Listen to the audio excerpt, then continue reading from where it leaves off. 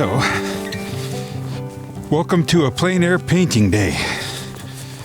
I should be in frame pretty fast, I think. Welcome to my office. So, I got the camera. For some reason, I don't know why, because it doesn't work. The batteries died. Batteries are dying on the phone, which is my alternate camera. So it wasn't successful for me to get a YouTube video. I did get a painting. I've got a painting of a little sort of a mountain scene back in the trees a little bit, but I didn't realize that the battery died right away. We interrupt this regularly scheduled program to let you know that the mic is placed on my hat because of the bad crinkling noise this jacket makes in extreme cold weather.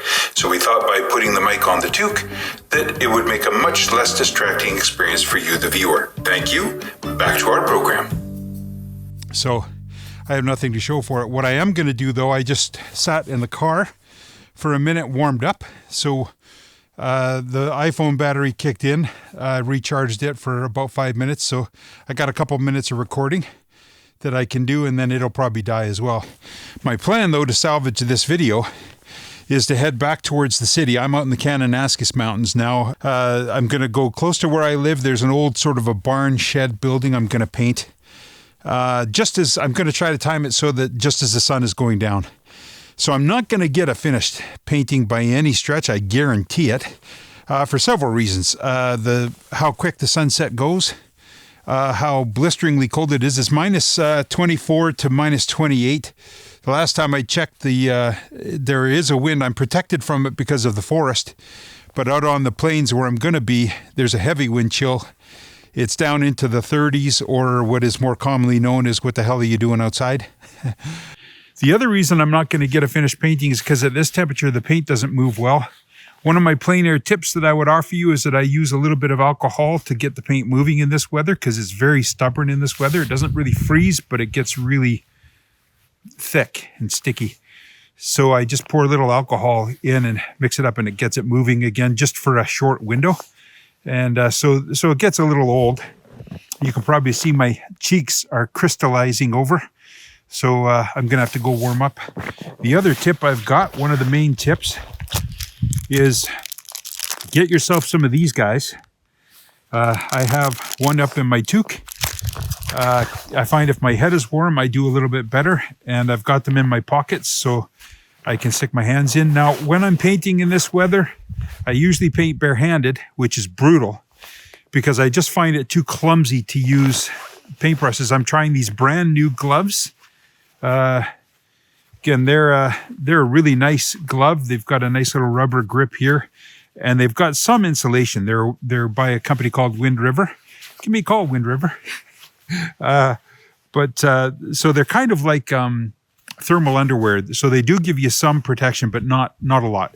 But even these are a little clumsy with brushes. One of my other tips that I used to do, but I haven't been doing for winter painting for a while now, is woolen knit mittens, because you can stick the paintbrush in the mitten and hold it with your bare fingers, and your hands do stay a little bit more warm that way. The problem with them is that they swim around on your hand quite a bit, mittens, and so sometimes the brushes would start, the ends of the brush would stick and get caught, and you'd make a bad mistake on your painting, or something would happen. And so I kind of went away from that a little bit. One of my buddies got around that by cutting his paintbrushes in half, so he can grab them really, really well. And it doesn't tend to, he can stick it right into his palm and hold it that way. And I might try that, because this is not quite the solution I was looking for. So the other thing I would recommend that everybody around here knows is dress in layers. I've got thermal underwear on, big boots, layers, a couple shirts, the jacket. I have a balaclava that'll cover my face, but I didn't want to wear it for the video. And just be smart and sensible. I know in another video I said I wasn't going to paint in cold weather anymore, but I can change my mind. You don't know me. I don't know me. Nobody owns me. I can change my mind. So there you go. I've changed my mind, and I think you can probably tell I'm instantly regretting it. I get why I didn't want to do this anymore.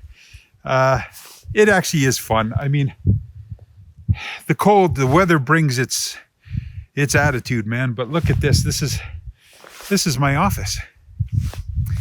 I mean, this is pretty amazing. So yeah, I don't really regret it. I'm ready to go for a 45-minute drive in the car though, and warm up before I go to the next location. So one of the things that I'm going to do when I get to the shed, since now I know I won't be able to get you video footage, is I'm going to use the iPhone just to take photos. I noticed that the battery will last me a little longer if I'm keeping the phone in the pocket, pulling it out just for the occasional photo. So because I know I'm not going to get a finished painting that I can show you guys step by step, what I'm going to do is take process photos on scene, and then part two, well, probably continuing in this video, I will finish that painting in the studio. So that's the goal. That's what we'll do. Thanks for joining me. We'll see you back in the studio probably. In the meantime, if you liked the video, hit me with a thumbs up, and I'll see you in the next one. Take care. Woo! Wow. Okay, so here are some photos that I took of the area. My plein air setup, and here I have no shoulder on this road, so I just parked the car strategically to protect me from any oncoming traffic, safety first. I've only ever seen 3 vehicles on that road, so I'm not uber worried, but you still got to be safe. Now, the photo is pretty much useless to me in terms of color information. It's very gray, very washed out. So my task in this plein air painting is to create a base of color and temperature within each of these objects, the building itself, the snow, the shadow, the mountains, and the sky, that's going to be a launching point forward, so that when I go back into the studio, I've got really reliable information. So I took about 20 minutes to paint this, and the time was spent entirely on mixing those colors at those temperatures and values. And you see the comparison, the photo is just awful in terms of that information. So now in this situation, the painting had dried a little bit before I got back to it in the studio.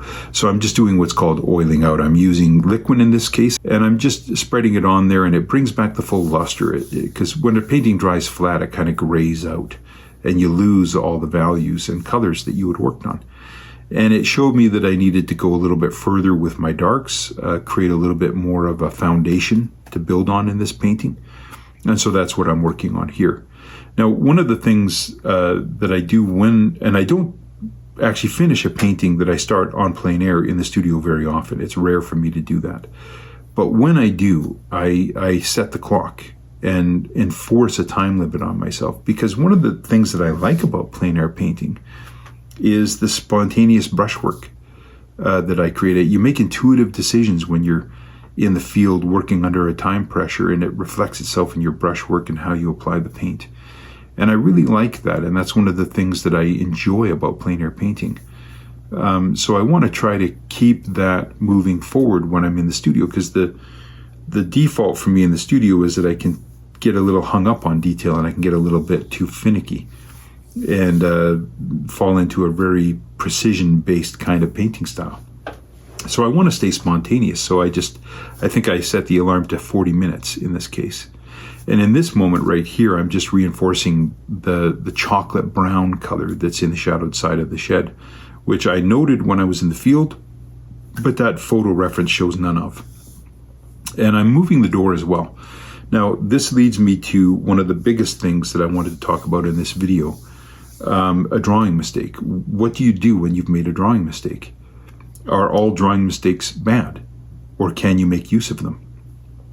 Believe it or not, you can. In many cases, a drawing mistake can actually be an advantage to you, and it can give you something that you wouldn't have found otherwise. In this instance, as soon as I noticed that I'd made this mistake, I didn't notice in the field, I think because I was freezing to death and my brain was mushy, but I noticed it the instant I put it on the easel in the studio. And so I sat back and looked at it, just flicked my eye back and forth from the reference to the painting, and asked myself, is it bad? Does it need to be corrected? Or do I like it? And in this instance, I liked it. The drawing mistake, by the way, is that the building is too tall. I should have mentioned that, sorry. So yeah, I just made the building too tall, or I made it too skinny, whichever way you want to look at it. But sitting back looking at it and flicking my eye back and forth, I quickly realized that on an emotional level, the building looked better in the painting. Better in the sense that it looked more fragile. It looked like it could fall over any minute, much more so than it does in the photo. And so I thought, okay, I'm going to keep that mistake. I'm going to lean into it. But what I didn't like was the location of the doors. I did want to move the door and shrink the other door a little bit. I had them sort of on a more even keel when I came back from the field, and I didn't like it as much. So that's something to think about. Don't just automatically correct it. If you're doing a portrait of somebody, of course, you have to be exact, and your drawing has to be perfect.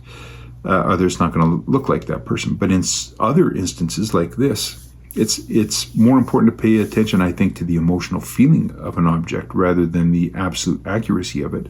I try to be accurate, but if I screw it up and make a mistake, I always stop now. And instead of reflexively fix it, I just kind of go, do I like it? Is it of any use? Is it beneficial? Then I'll make use of it. In this instance, I was trying a little experiment with the clouds, which leads me to a second thing that you can do. Instead of making a mistake, you can just willfully change something. And I wondered in my mind as I was sitting back looking at the piece and wondering if this mistake was good or not, and then deciding, yeah, I do like it. But I also wondered if I elevated the clouds above the shed, would it emphasize its tallness and make it seem like it was leaning over even more? It actually, raising the clouds had the opposite effect. It took away from the height of the building. So I just pushed blue sky back in, just erased them, and went back to the original blue sky that I had. And it seemed taller again, and it had that Leaning Tower of Pisa feeling that I like about it. So yeah, try, experiment, recognize mistakes, but also reason through it. Judge whether or not things are working or not, or if they're better than you thought. I think when we paint, sometimes we get into these intuitive, higher-minded places. We go beyond ourselves and we paint from that place. And some of those decisions can be better than we intended because you really are in that moment. And that's a very cool thing. The other thing I wanted to talk about that I think is a great tip for me, the way I want to paint, because I have such an emphasis on the feeling of a painting, is that I try to paint in a way that gives the feeling of any given object to me. So as I push into the grass and in the snow here and the weathered wood on the building, you'll notice that the brush has been not chaotic necessarily, but certainly more chaotic and much more movement involved in it than what you would imagine a precise brush stroke would be. And that the reason for that is because I want to convey the feeling of weathered wood and the feeling of lumps of snow drifts and the feeling of grass rather than the photographic exactness of those things, if that makes sense. So especially when I'm in the field, when you're plein air painting, and this is another plein air tip, is I spend my time trying to think about how I'm going to communicate the information as efficiently as possible. In this instance, I don't know where this idea came up from, but I was thinking that I wanted to do some individual board work, but I was scared if I just picked up a brush and started doing what I normally do, I would fall into that precision mentality and try to make every board exact. And so I just looked over at my small brush and thought, well, what if I used them all at the same time? I wouldn't have the degree of control I would be used to with one brush. They're going to move differently, independent from each other, so I'm going to get messier strokes. And I thought, well, maybe that would be good for weathered wood. You know what? Hell, let's just try it. So this is the first time I've ever tried doing a little thing like that, and I actually kind of liked it. And I would try it again, especially in the field, I think, because just building on that point I was getting to about refinement versus the feeling of something and being efficient. I only have so much time in the field, and painting every individual board isn't always going to be an option for me. So playing with an option like this actually was fun. I was able to communicate 3 brush strokes with 1 movement. And so that is the heart of efficiency. And so I thought, well, that's a fun little idea I'm going to play with a lot more. And in this situation, this was a very fun part of the painting for me. Hitting those little highlight notes was really fun because, again, not that I'm not being careful. I'm very intentional here, but I'm not being careful in a precision kind of way, if that makes sense. Every one of these strokes is meant to be a little bit off kilter or a little bit less straight and narrow and precise, because I want every stroke to communicate wood that's twisting, warping, or literally rotting. And there's a fun aspect to that. You can be more unpredictable with your brush strokes and still communicate an exactness of the subject, the character of the subject. And I enjoyed that. Now, this is another little fun point, is there's some holes in the building where you can see the opposite side that are catching sun, but there's also some that are just showing the sky. It's with trees, we call them sky holes. Now, I had these ones that I'm working on right now. I had them painted in the purple that the cloud was, because that's technically what you would see at that point, looking through the hole in the roof. But they weren't showing up. You couldn't tell from the weathered wood that the few degrees of lightness that I was painting to show the sky hole just wasn't showing up. So I had to resort to using the lighter sky color to make them show up. So again, you can take a license and do what's going to make the painting stronger. I feel that the painting is stronger when I can see through that roof in those spots. If I paint accurately and paint only the purple cloud behind there, I couldn't see that those were holes. They just looked like little rotted wood slats. So being able to tell the difference makes that a more dilapidated building, and therefore makes it a stronger image. So always reason through your painting, I guess, would be the bottom line there, is take the time to paint something accurately, but if it isn't working, have the freedom to change it. In this instance, I'm just softening the clouds. Now, this is something that I've only been recently doing. I look at a lot of my paintings to try to figure out where I need to go, what I need to do to continue growing. And one of the things that started leaping out to me a little bit in former paintings where I had really dramatic skies was that I'm a little heavy-handed with my clouds. I get a little thick with my paint, and I get a little edgy. Sometimes thicker paint lets for sharper edges. And my clouds just felt a little heavy to me. And I want them to feel like they're full of oxygen and they're floating in the sky. So the clouds before I softened them and the clouds now feel better. Like these feel like something that are floating in the sky to me compared to the way they felt a minute ago.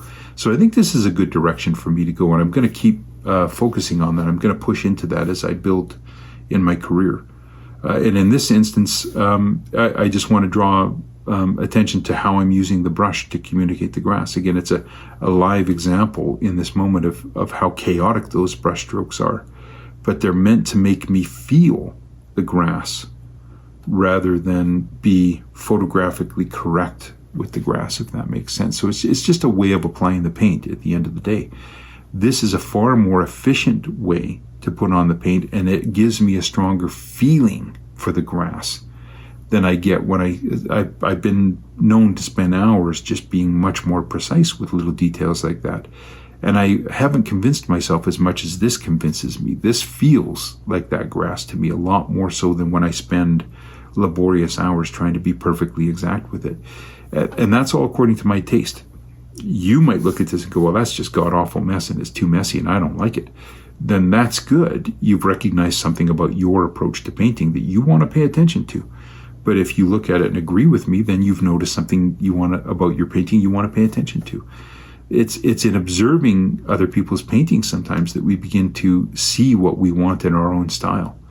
It gives us a clue. And in this instance, now transitioning to another subject, is looking at the reference painting. None of this color information for the sunset hitting those clouds exists in that photo. And it's such a heartbreak, but it's true. So I'm having to build entirely off the information that I had just suggested from the block in this painting. But it makes the painting so much more powerful to have that information in there. The other thing I noticed, and I marked it when I was in the field, was that there wasn't a lot of sunset color in the upper cloud. And I'm just putting little hints of it, little suggestions, just to bring a little bit of cohesion. But I definitely remembered that, and so I didn't want to go overboard with it. Now, I don't know why that is, but I feel like obeying that made this a stronger painting. If I pushed wild sunset colors throughout the sky, I think I would have de-emphasized the mood. And on some level, I think the warms of the sunset would have overshadowed the cools of this painting. And some of the cooler temperatures in this painting are what's making it feel cold to me. I hope it comes through to you, the viewer. To me, when I look at this painting, I can feel 30 below in it. Normally with my snow shadows on, say, a 0 day or -10 day or something, the blues get a little bit more lively, get a little more electric. These are very kind of grayed out purple blues. And that's often what I notice in those extreme temperatures is that there's a slight haze. There can be a sharpening and a haze simultaneously. It's so hard to describe.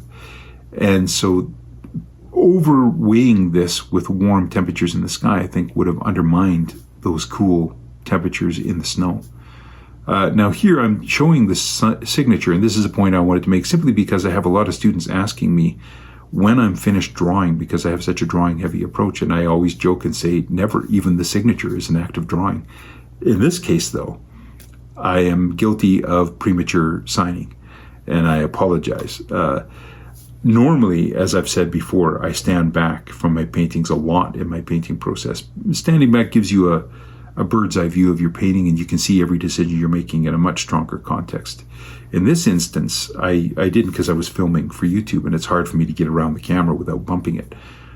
So once I had signed it, I got back, looked at it, and realized, oh man, you're not done. You got to clean up that horizon. You got some anchoring you got to do in the clouds. You want to fuss with the grass a bit more. So premature signage is bad. Don't do that. Assess your painting, figure out that you're finished, then sign it. So that's just a comical little side note for me, because I suffer from that a little bit too often. And then just being cheeky, I just gave it a little extra flourish to the signature just to remind myself not to do that. So thanks for joining me. I hope you enjoyed it. Hit me with the thumbs up if you did. And I'll see you in the next video. Take care of yourself.